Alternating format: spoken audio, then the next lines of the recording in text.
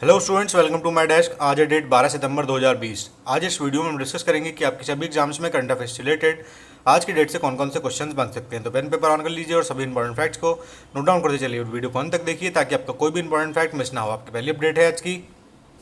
Project 17A का संबंध भारतीय सेना के किस भाग से है? भारतीय जल सेना, नौसेना, थल सेना या उपरोक्त सभी? आपका राइट ऑप्शन है इसमें भारतीय नौसेना। देखिए, प्रोजेक्ट 17A श्रृंखला के तहत में 7 फ्रिगेट्स का निर्माण इसमें किया जा रहा है, जिसमें से 4 का निर्माण MDL यानी कि मझगांव डॉकयार्ड लिमिटेड में और 3 का GRSE यानी कि green reach ship builders and engineers limited में MDL के साथ में लीड यार्ड के रूप में किया जा रहा है। प्रोजेक्ट 17A जहाज़ों का निर्माण आधुनिक तकनीक, इंटीग्रेटेड कंस्ट्रक्शन को अपनाने के तरीके से युद्धपोत निर्माण की अवधारणा में भिन्न है। यहाँ युद्धपोतों के निर्माण की अवधि को कम करने के लिए शामिल होने से पहले ब्लॉक को पूर्व निर्मित किया जाता है। देखिए, हाल ही में नौसेना के जो वाइस एडमिरल हैं SR शर्मा ने 10 सितंबर 2020 को प्रतिष्ठित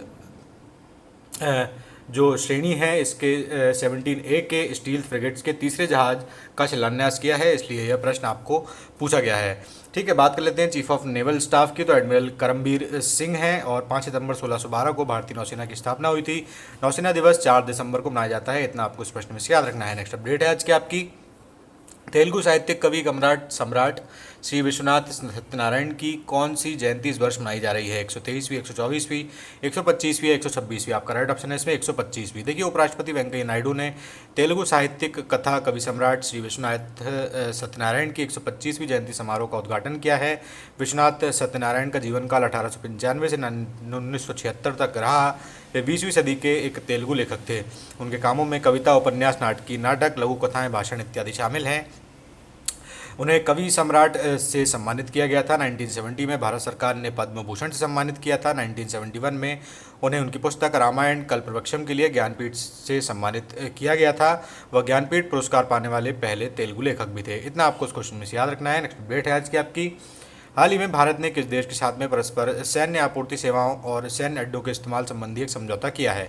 अमेरिका, रूस, फ्रांस या जापान? आपका राइट ऑप्शन है इसमें जापान के साथ में। देखिए, यह आपूर्ति यानी कि आपूर्ति और सेवाओं के पारस्परिक प्रावधान में भारत और जापान के सशस्त्र बलों के बीच में घनिष्ठ सहयोग के लिए सक्षम ढांचे की स्थापना करता है। यह समझौता भारत और जापान के सशस्त्र बलों के बीच अंतर संचालितता को बढ़ाएगा और दोनों देशों के बीच में विशेष सामरिक और वैश्विक भागीदारी के तहत द्विपक्षीय रक्षा जुड़ाव भी बढ़ाएगा। बात कर लेते हैं जापान की। तो राजधानी है टोक्यो। प्रधानमंत्री शिंजो आबे हैं, परंतु उन्होंने अभी हाल ही में इस्तीफा दे दिया है। नए प्रधानमंत्री वहां पर अभी कोई नियुक्त नहीं हुए हैं। मुद्रा जापानी येन है। इतना आपको इस प्रश्न में से याद रखना है। नेक्स्ट अपडेट है आज की आपकी। हाल ही में 5 स्टार विलेज स्कीम किस मंत्रालय के अधीन लागू की गई है? शहरी विकास मंत्रालय, संचार एवं सूचना प्रौद्योगिकी मंत्रालय, कृषि एवं किसान कल्याण मंत्रालय या मानव संसाधन मंत्रालय?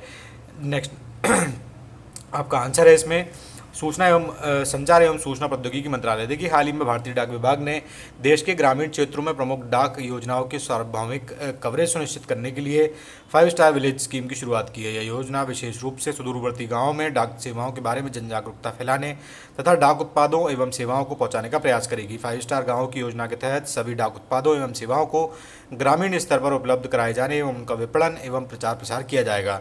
भारतीय डाक विभाग के शाखा कार्यालय ग्रामीणों की सभी संबंधित जरूरतों को पूरा करने के लिए वन स्टॉप शॉप के रूप में काम करेंगे। इतना आपको इस प्रश्न में से याद रखना है। नेक्स्ट अपडेट है आज की आपकी।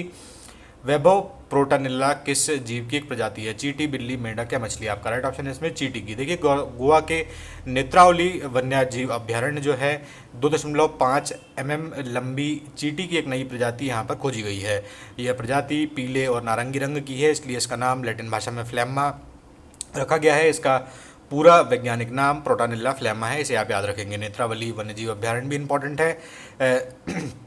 यह पूर्वी गोवा के सुंगुम तालुका में काली नदी के बेसिन में स्थित है। इस वन्यजीव अभ्यारण्य के प्रमुख जीव जंतुओं में ब्लैक पैंथर, विशालकाय गिलहरी, स्लेंडर लॉरिश और ग्रेट पाइड हॉर्नबिल्स इत्यादि पाए जाते हैं यहाँ पर। इतना आपको इस प्रश्न में से याद रखना है। नेक्स्ट अपडेट है आज की आपकी।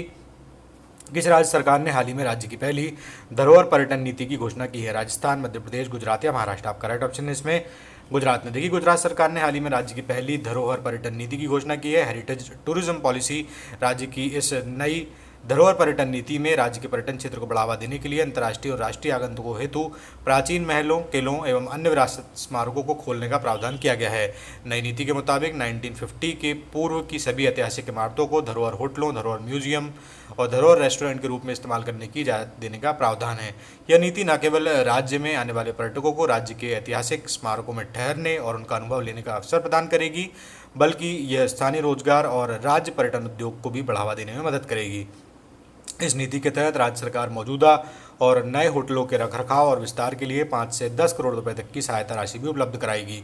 बात कर लेते हैं गुजरात की, तो राजधानी है गांधीनगर, सीएम है विजय रूपाणी, वर्तमान में राज्यपाल हैं आचार्य देवव्रत। इतना आपको क्वेश्चन में से याद रखना है। नेक्स्ट अपडेट है आज की आपकी रेटिंग एजेंसी क्रिसिल के द्वारा हाल ही में जारी आंकड़ों अनुसार वित्त वर्ष 2020-21 में भारत की जीडीपी में कितने प्रतिशत की गिरावट आ सकती है? 7%, 8%, 9% या 10%? आपका राइट ऑप्शन है इसमें 9%, 9%। देखिए, रेटिंग एजेंसी क्रिसिल ने हाल ही में कहा है कि वित्त वर्ष 2020-21 में भारत के जीडीपी में 9% की गिरावट आ सकती है। भारत सरकार के द्वारा भी हाल ही में जारी आंकड़े इसी ओर इशारा करते हैं। जून की जो पहली तिमाही थी उसमें जीडीपी में 23.9% की जबरदस्त गिरावट भारत की जीडीपी में आई है और क्रिसिल का अनुमान है कि अक्टूबर में खत्म होने वाली इस वित्त वर्ष की दूसरी तिमाही में इकोनॉमी में 12% की गिरावट आ सकती है। बात कर लेते हैं क्रिसिल रेटिंग एजेंसी की, तो इसके डायरेक्टर हैं वर्तमान में राहुल गुहा। स्थापना हुई थी 1987 में। मुख्यालय है मुंबई में। इतना आपको इस क्वेश्चन में से याद रखना है। नेक्स्ट अपडेट है आज की आपकी Delhi Meerut regional rapid transit system corridor हेतु भारत सरकार ने किस संगठन से 500 मिलियन अमेरिकी डॉलर का ऋण समझौता किया है? विश्व बैंक, अंतर्राष्ट्रीय वित्त निगम, अंतर्राष्ट्रीय विकास संघ या एशियाई विकास बैंक? आपका राइट ऑप्शन है इसमें माफ़ कीजिएगा, एशियाई विकास बैंक। देखिए, एशियन डेवलपमेंट बैंक यानी कि एडीबी ने हाल ही में भारत सरकार के साथ में Delhi Meerut regional rapid transit system corridor के लिए एक 500 मिलियन अमेरिकी डॉलर का ऋण समझौता किया है। एडीबी और भारत के द्वारा हस्ताक्षरित ऋण की पहली किस्त है, जिसमें कि 1 अरब डॉलर की ऋण सुविधा को मंजूरी दी गई है, जो कि एक उच्च गति आधुनिक 82 kilometre Delhi Meerut RTS corridor बनाने के लिए दिया गया है। इससे भारत के राष्ट्रीय राजधानी क्षेत्र यानी कि एनसीआर में क्षेत्रीय कनेक्टिविटी और गतिशीलता में सुधार होगा। देखिए, आरआरटीएस निवेश परियोजना के लिए वित्त मंत्रालय के अतिरिक्त जो सचिव हैं समीर खरे और एडीबी के इंडिया रेजिडेंट मिशन के कंट्री डायरेक्टर हैं केनिची योकोयामा के बीच इस ऋण समझौते पर हस्ताक्षर किए गए हैं। बात कर लेते हैं एडीबी की, तो the Asian Development Bank is a regional development bank stabilised in 19 सितंबर 1966 which is headquartered in the city of Manila, Philippines. इतना आपको उस क्वेश्चन में याद रखना है। नेक्स्ट अपडेट है आज की आपकी वैश्विक आर्थिक स्वतंत्रता सूचकांक 2020 में भारत किस स्थान पर रहा है? 110वें, 105वें, 98वें या 107वें स्थान पर? 105वें स्थान पर इसमें आपका राइट ऑप्शन है। कनाडा की एक संस्था के द्वारा प्रकाशित की जाने वाली वार्षिक तुलनात्मक report global economic freedom index यानी कि वैश्विक आर्थिक स्वतंत्रता सूचकांक 2020 में भारत 26 स्थान नीचे करके 105वें स्थान पर आ गया है। इस सूची में हांगकांग और सिंगापुर पहले और दूसरे स्थान पर तथा चीन 124वें स्थान पर है। रिपोर्ट के मुताबिक पिछले एक वर्ष में सरकार के आकार, न्यायिक प्रणाली, संपत्ति के अधिकार, वैश्विक स्तर पर व्यापार की स्वतंत्रता, वित्त, श्रम एवं व्यवसाय के विनियमन जैसी कसौटियों पर भारत की स्थिति थोड़ी खराब हुई है। भारत पिछले साल 79 यानी कि 79वें स्थान पर था। 10 अंक के पैमाने पर सरकार के आकार के मामले में भारत को एक साल पहले के 8.22 के मुकाबले 7.16 अंक मिले हैं। कानूनी प्रणाली के मुकाबले 5.7 अंक पिछले बार मिले थे, इस बार 5.06 अंक मिले हैं। अंतर्राष्ट्रीय व्यापार की स्वतंत्रता के मामले में 6.08 की जगह 5.71 अंक मिले हैं और वित्त, श्रम और व्यवसाय के विनियमन के मामले में 6.63 अंक पिछले बार मिले थे और इस बार 6.53 अंक ही इस बार भारत को मिले हैं। प्रत्येक प्राप्तांक 10 के जितना करीब होता है, स्वतंत्रता उसी अनुपात में अधिक मानी जाती है। यह रिपोर्ट फ्रेजर इंस्टीट्यूट के द्वारा तैयार की जाती है। इतना आपको इस क्वेश्चन में याद रखना है। नेक्स्ट अपडेट है आज की आपकी WHO के द्वारा हाल ही में दक्षिण पूर्व एशिया के हेतु कौन सा सत्र आयोजित किया गया है? 73वां, 72वां, 74वां या 75वां? आपका राइट ऑप्शन है इसमें 73वां। देखिए, 10 सितंबर 2020 को केंद्रीय स्वास्थ्य एवं परिवार कल्याण मंत्री जो कि डॉक्टर हर्षवर्धन हैं, उन्होंने वीडियो कॉन्फ्रेंसिंग के माध्यम से दक्षिण पूर्व एशिया क्षेत्र के लिए विश्व स्वास्थ्य संगठन यानी कि WHO south east Asia region के 73वें सत्र में भाग लिया है। इस सत्र में निम्नलिखित मुद्दों पर सहमति बनी है। बात कर लेते हैं उन मुद्दों की। गुणवत्तायुक्त स्वास्थ्य सेवाओं एवं कोविड-19 और गैर कोविड-19 दोनों तक लोगों की पहुंच सुनिश्चित करने के लिए यूनिवर्सल हेल्थ कवरेज और प्राथमिक स्वास्थ्य देखभाल के महत्व की पुष्टि करना, विशेष रूप से सार्वजनिक स्वास्थ्य आपात स्थितियों के दौरान आवश्यक स्वास्थ्य सेवाओं एवं सार्वजनिक स्वास्थ्य कार्यक्रमों का क्रियान्वयन करना, कोविड-19 महामारी के दौरान बाद में निर्बाध स्वास्थ्य सेवाओं को बनाए रखने के लिए पर्याप्त स्वास्थ्य बजट आवंटित करके लोगों के स्वास्थ्य को प्राथमिकता देना, डिजिटल तकनीकों को लाभ उठाते हुए स्वास्थ्य सूचना प्रणाली को मजबूती प्रदान करना और नीतिगत निर्णय के लिए जानकारी साझा करना। इतना आपको इस प्रश्न में से याद रखना है। चलते हैं उस प्रश्न की ओर जो कल आपको दिया गया था। विश्व आत्महत्या रोकथाम दिवस कब मनाया जाता है? 8 सितंबर, 9 सितंबर, 10 सितंबर या 11 सितंबर? आपका राइट ऑप्शन था इसमें 10 सितंबर। देखिए, हर साल 10 सितंबर को विश्व स्वास्थ्य संगठन international association for suicide prevention के साथ में मिलकर विश्व भर में आत्महत्या को रोके जा सकने के बारे में जागरूकता बढ़ाने के लिए विश्व आत्महत्या रोकथाम दिवस का आयोजन करता है। डब्ल्यूएचओ के अनुसार हर साल लगभग 60 लाख लोग आत्महत्या करते हैं। इतना आपको इस प्रश्न में से याद रखना है।